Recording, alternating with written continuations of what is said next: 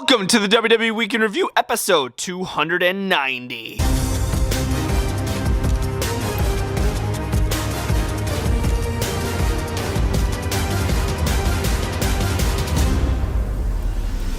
What's up, guys? The phenomenal AJ Styles, and you're watching Bretto Live. I'm back with another video, and today we're talking about Raw, we're talking about SmackDown in a WWE action figure setup style. We're going to start off with Monday Night Raw. About halfway through the video, we're going to talk about SmackDown. Monday Night Raw from Dallas, Texas this week. Let's run it up. Opening up the show immediately with chaos. Rhea Ripley, our brand new WWE World Women's Champion, was attacked on her way into the arena by who? Freaking Nia Jax, the former WWE Women's Champion, obviously. She wants gold, whether it's the World Women's Championship or the WWE Women's Championship, but she chose Rhea Ripley, so Nia Jax is coming after Rhea, attacks her, literally brutalizes her head into a freaking cage. It was insane. Adam Pearce and then a bunch of officials got Nia off Rhea before she could do any more damage, but it was a chaotic way to open up the show. Main event, Jey Uso. Yeet! Of course, talking about the Saturday Night Main Event, he's gunning towards that World Heavyweight Championship, and who comes out? The World Heavyweight Champion, Gunther, interrupts Jey Uso during his promo, comes out,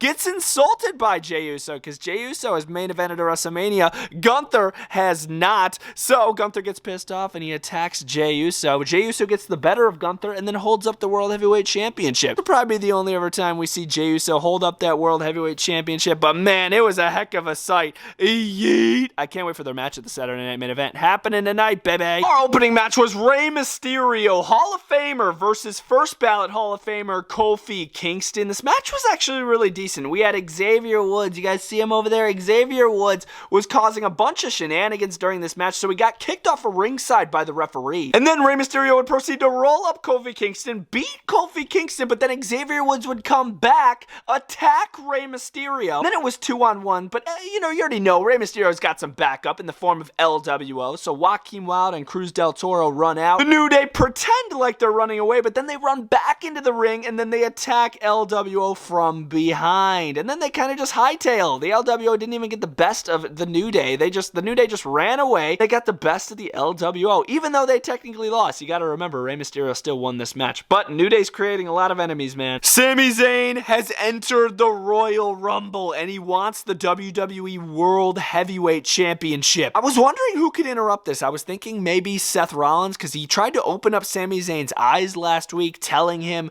fight for yourself, stop fighting for everybody else. Sami Zayn actually acknowledged that. He's like, I appreciate you, Seth Rollins, for telling me that and opening up my eyes. I want to win the Royal Rumble. But who interrupts Sami? Kevin Owens. This promo was very interesting. It did not go the way that I thought it was going to. Even Sami was confused. Sami thought he was about to be attacked, because remember when Cody teamed with Roman? Sami teamed with Roman. I thought Kevin Owens was going to be super mad at Sami. He was not. Called him his best friend, and he said, Sami, you're going to win that Rumble, and when you do, we'll fight it off at WrestleMania. But Sami, I need your word that you have my back when I face Cody Rhodes in that ladder match. So could Sami be a factor in that ladder match with Cody? That would be very interesting if we saw a Sami Zayn heel turn. But I'm surprised Kevin didn't beat the snot out of Sami Zayn. This was really shocking, bro. The disrespect continues to Sheamus, bro. Sheamus was being interviewed about his Intercontinental Championship match that's going to be happening at the Saturday Night Main Event against Braun Breaker, and then it gets interrupted by Braun Breaker, who comes in and basically just says to Sheamus, you need to retire, Sheamus. Sheamus gets pissed off. He shoves away Braun, and Braun doesn't go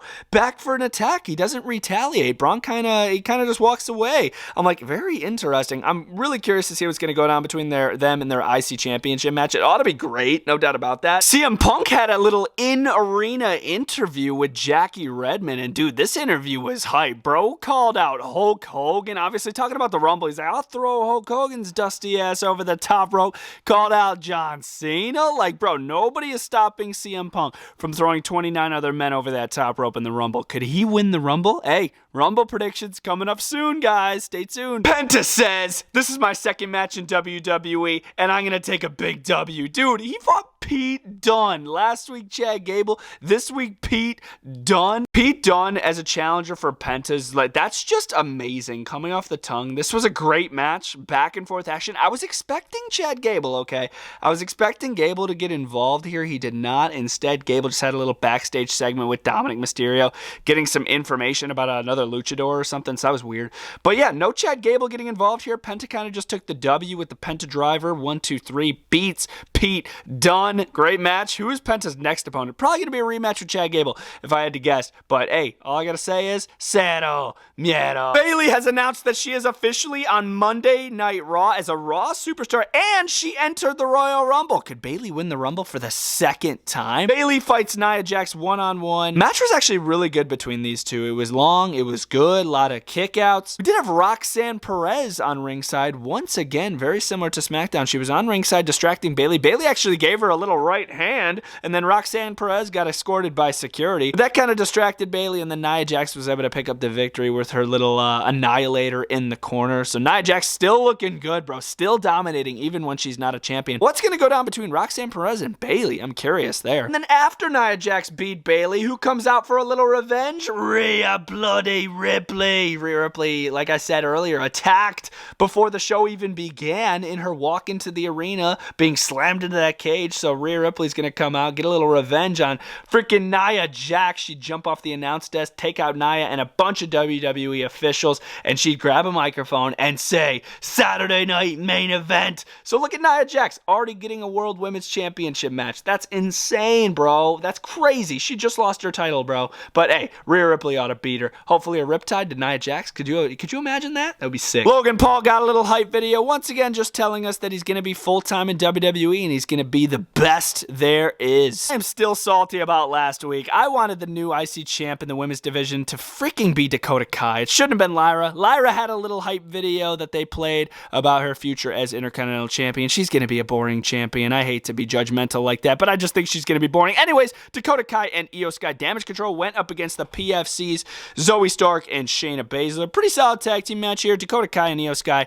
pretty much dominated this one. Sonya Deville tried cheating. It didn't really work out too well because Io Sky hit the over the moonsault and picked up the victory for Damage Control. Good to see Dakota picking up a victory. Even though it's in tag team action, Damage Control still picks up the victory. I love Dakota Kai, bro. She's great. And our main event of the show, it was a WrestleMania 40 rematch between Drew McIntyre and Seth Rollins. This match was absolutely amazing. Look at Seth main eventing another Raw on Netflix. He's literally the man. This match was amazing. Back and forth action to where I thought Drew was going to pick up the victory for a short time, but it wasn't Drew. It was Seth Rollins who would hit a jackknife cover and pin Drew McIntyre. Drew McIntyre was pissed off, so obviously he's going to attack Seth Rollins after the match because he's freaking psychotic. And before Drew could sandwich Seth Rollins' head between the steel post and his boot, luckily Sami Zayn came out to defend his friend Seth Rollins. He'd fight off Drew McIntyre, but then accidentally hit a Halula kick on Seth Rollins, so that's not good for their relationship. And Drew just kept telling Seth, we should be on the same team. We should be on the same side. So that could be foreshadowing that Seth is going to join Drew, and then Kevin Owens as well for a new Shield. We'll have to wait and see. I don't know the plan, but Sami Zayn, oof, I don't know about this Halula kick. Obviously, it was accidental, but it was right on the money on Seth's face, dude. That was Monday Night Raw from Dallas, Texas. I thought this episode of Raw was pretty solid. That's the third episode of Raw on Netflix. I can't believe it's already been 3. Favorite match was Penta versus Pete Dunne. Favorite moment was oddly the Kevin Owens and Sami Zayn promo. Ranking the entire show out of 10, I'm going to give the show a solid 7 out of 10. I thought it was a pretty solid show. Friday Night SmackDown from Austin, Texas. This episode of SmackDown was jam-packed, full of action. Matthew McConaughey, Mark Henry, bunch of celebs. Fluffy was even at this episode of SmackDown. Austin, Texas. It was 3 hours. Let's run it up. Let's talk about it. We opened up the show with a Cody Rhodes interview. Joe Tessitore was the moderator for this interview. It was pretty good, and I can't be the only one that was expecting Kevin Owens to come out here and, do a little distraction.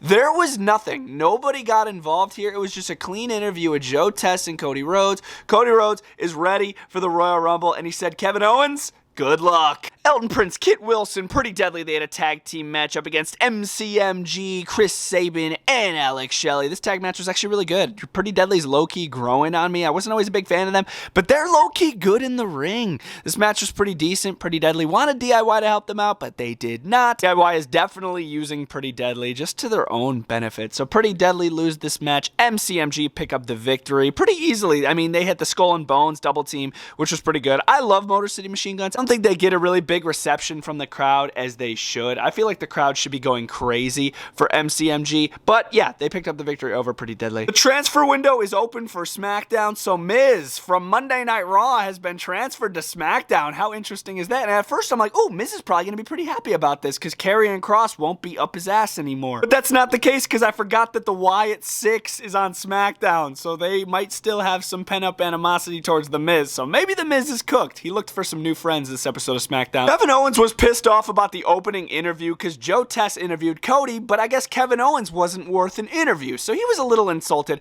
So he insulted Joe Tess on commentary, and he insulted Matthew McConaughey, who was sitting ringside. Before Kevin Owens could spew any more garbage out of his mouth, Mr. No Yeet, Jimmy Uso, or formerly No Yeet, he loves yeeting now. Jimmy Uso comes out and says, Kevin, you talk too much. Sucker punches him right in the face. It's up for a match in the main event. Main event, Jimmy Uso? How cool is that? So Jimmy fought Kevin in the main event. I will talk about it, but this just ended in a brawl, and Jimmy got the best of Kevin. It felt good to see Kevin get his ass beat. B-Fab and Michin Mia Yim had a tag team match up against USA's own Chelsea Green and Piper Niven. Of course, Chelsea Green being the United States champion. It was a pretty big deal, too, because Michin actually pinned Chelsea to win this tag team match. That's a pretty big deal. So Nick Aldis thought, okay, you know what? You just pinned Chelsea. Let me give you your third opportunity at the U.S. title. Michin, what?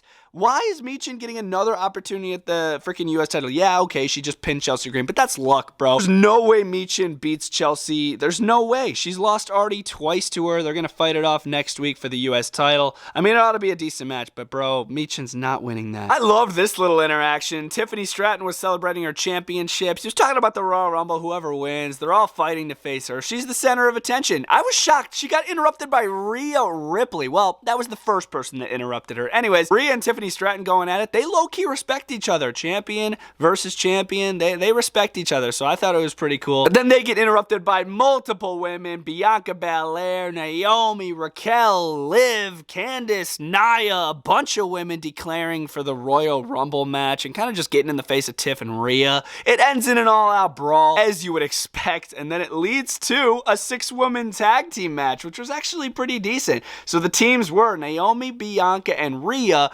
versus Liv, Candice, and Nia. It was weird seeing Nia and Liv on the same team together. As far as this tag match, I thought it was pretty decent. Liv Morgan actually picked up the victory for her team by locking in a nice roll-up on Bianca Belair. So Liv pinged Bianca to win this match for her team, and then her and Raquel kind of just chilled on ringside. But yeah, it was shocking to see Bianca Belair get pinned in this tag match, but it was pretty good. You know, giving us some hype for the Royal Rumble. It's going to be a great Women's Rumble. Speaking of that Women's Rumble, Charlotte has also declared for it. We haven't seen Charlotte in what feels like ages, so she's gonna be in the Royal Rumble. She had another little hype video, really embracing the Flair last name on like really expensive yachts, just doing really expensive trips. I mean, yeah, dude, she's a Flair. She's got it like that, so she's gonna win the Rumble. Maybe, I don't know. Prediction video dropping soon. You're not gonna want to miss that. Apollo Crews versus Johnny Gargano, one-on-one. This match was kind of boring, straight up. We had Tommaso Ciampa on ringside, kind of cheating during this match. He'd grab Apollo Crews, beat him up a little bit, throw him back in the ring. It's like, bro, Ciampa, really? You don't think Johnny Gargano can hold his own against Apollo? You think you need to cheat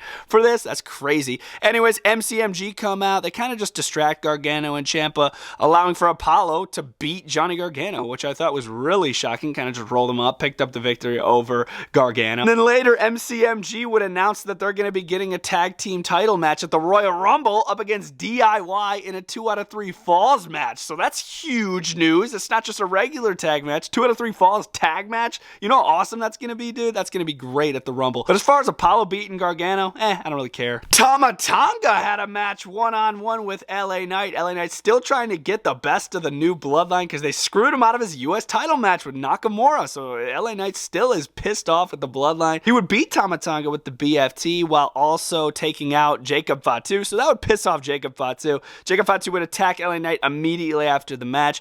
Big Samoan drop on the announcer. announce desk, and then that would lead to the Monster Amongst Men, Braun Strowman, to come out, even up the odds for LA Knight. And finally, we saw Jacob Fatu and Braun Strowman kind of touch each other. You know what I mean? Tama Tonga didn't want it to happen. Jacob Fatu pushed off Tama Tonga. He's like, no, I'm fighting Braun. But nothing too crazy. Braun kind of just clotheslined him over the top rope. They're really saving this action for the Saturday night main event tonight, which I will be reviewing that show tomorrow, so stay tuned for that. As far as LA Knight beating Tama Tonga, it felt great. The transfer window is a big deal here for Raw and SmackDown because Damian Priest was also transferred over here to SmackDown from Monday Night Raw. And who's his first opponent? Carmelo Hayes. This one-on-one match was pretty decent, a little slow at times, but it was a pretty decent match. Damian Priest would pick up the victory with the South of Heaven on Carmelo Hayes, kind of burying Carmelo Hayes, but Carmelo definitely held his own in this match. I mean, Carmelo's amazing. Priest on SmackDown, that is going to be something special, and it feels good too, you know, fresh opponents for Damian Priest. I feel like he's been on Raw for ages, so this is good. Austin Theory and Grayson Waller were backstage, and they've been transferred to Monday Night Raw. No more A-Town Down Under on SmackDown. Pretty wild, because Miz was trying to talk to them, to befriend them and be like, yo, like, I'm trying to fight the Wyatt Six. I need some backup. He did the same thing with Andrade, which I thought was pretty wild. And after the Miz communicated with Andrade, Jimmy Uso would pass the Miz and say, yeet. And then he would also pass Carmelo and kind of insult him, because these two have been beefing backstage, Carmelo and Jimmy Uso.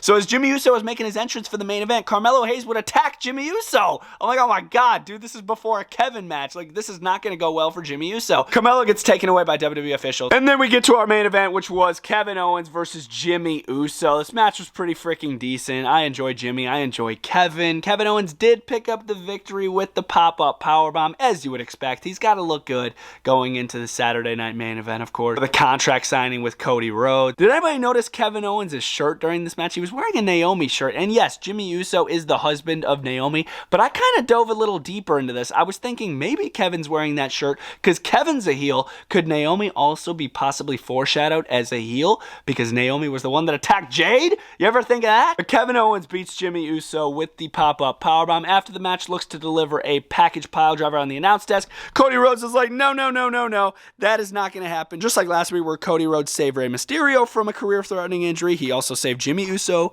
this week. So these guys owe Cody Rhodes a lot. Here comes Cody Rhodes attacking Kevin Owens on sight like the usual, and then the show ends. We don't see how the brawl ends, unfortunately. I would assume it's probably somewhere out there how this brawl ended. Maybe Kevin Owens just hightailed. But yeah, it ended. I was like, bro, I wanted to see the rest of that brawl. Overall, solid episode of SmackDown here in Austin, Texas. Look at this freaking arena. My favorite moment was easily the Jacob Fatu and Braun Strowman interaction. That's just like, there's so much hype to that. I cannot wait for it. My favorite match is probably going to be Damian Priest versus Carmelo Hayes. And ranking the show out of 10, I'm going to give it an 8 out of 10. I thought it was a pretty action-packed episode of SmackDown. That was the weekend review. Stay tuned for the Saturday night main event review dropping tomorrow morning. It's going to be a banger if the show is good, and I will see you guys next time. But Alive is out.